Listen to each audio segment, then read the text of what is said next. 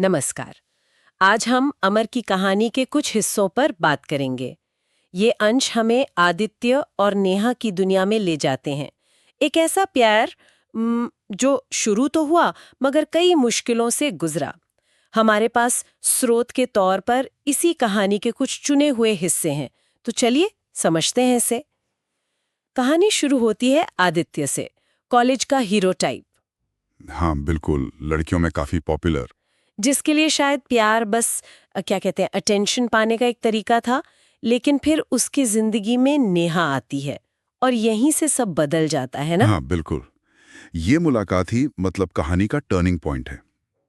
आदित्य जो अपनी इमेज में ही रहता था ज्यादातर, वो छुट्टियों में अपने मामा के घर जाता है और वहां वो मिलता है नेहा से, जो उसकी कजिन है, मामा की बेटी। अच्छा। नेहा थोड़ी शांत सी है, सादगी भरी हुई, पर उसकी आंखों में एक एक अजीब सी गहराई है जो आदित्य को खींचती है। पहली बार वो किसी लड़की से मिलकर असल में प्रभावित होता है। हम्म। खासकर जब नेहा उसे रिश्ते से भैया कहती है, ये बात उसे बहुत चुभती है।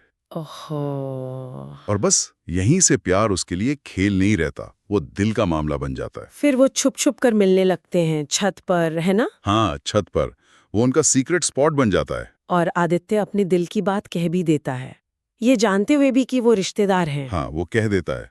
उसे पता है कि समाज इसे आसानी से नहीं मानेगा, पर वो अपनी फीलिंग्स रोक नहीं पाता। और नेहा, वो चुप रहती है तो आदित्य उसकी खामोशी को हाँ समझ लेता है। हाँ, वो ऐसा ही समझता है।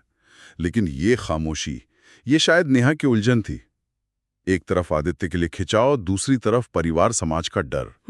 समझ सकती हूँ। और उनकी ये नजदीकियां फिर छुपती नहीं है, घर वाले नोटिस करने लगते हैं। खासकर नेहा की मामी। बिल्कुल, नेहा की मामी उसे वार्निंग भी देती हैं।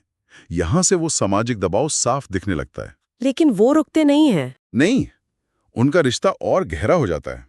वो फिजिकली भी करीब आ जाते हैं, मतलब पूरी तरह एक दूसरे में खो जाते हैं। लेकिन फिर कहानी में वो दर्दनाक मोड़ आता है। नेहा की माँ उसकी शादी कहीं और तय कर देती हैं, राम नरेश से। हाँ, और कारण दिया जाता है इज्जत का। ये इज्जत का जो कॉन्सेप्ट है, ये कैसे काम करता है यहाँ। देखिए, इज्जत यहां सिर्फ एक शब्द नहीं है, वो एक एक बहुत बड़ा सामाजिक दबाव है। परिवार की इज्जत, समाज में नाम, ये सब किसी की पर्सनल खुशी से ऊपर रखा जाता है, खासकर लड़कियों के मामले में। तो नेहा पर दबाव डाला गया। बहुत ज्यादा। उसके पास शायद कोई चारा ही नहीं बचता, उसे मजबूरन हाँ कहना पड़ता है। ओह। ये दिखाता है कि कैसे हमारा सोशल स्ट्रक्चर कभी-कभी पर्सनल जिंदगी पर हावी हो जाता है। और इस अलगाव का असर जाहिर है दोनों टूट गए होंगे। हाँ, बहुत बुरा असर होता है। आदित्य तो पूरी तरह टूट जाता है, वो शराब पीने लगता है। और नेहा की शादी हो जाती है। राम नरेश अच्छा पति है, जैसा कहानी बताती है। हाँ, रामनरेश अच्छा है, लेकिन नेहा का दिल तो आदित्य के पास ही है।